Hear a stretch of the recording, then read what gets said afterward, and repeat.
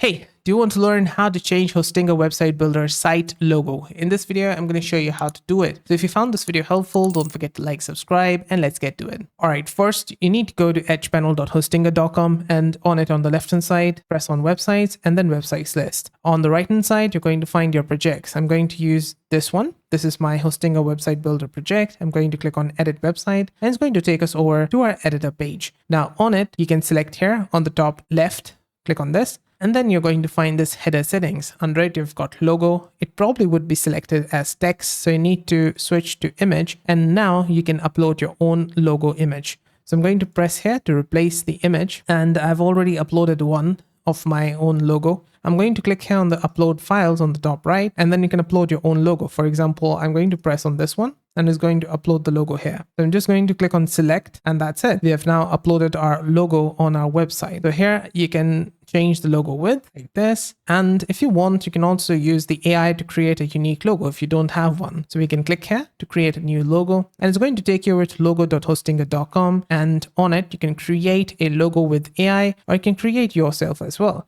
You just need to put your logo name, slogan, font family, and then you can do it. Instead, I would prefer going with create with AI. And you can type in anything you want and then choose your style, make logo colorful if you want to do that, and then press on create. It's going to take in 1 credit.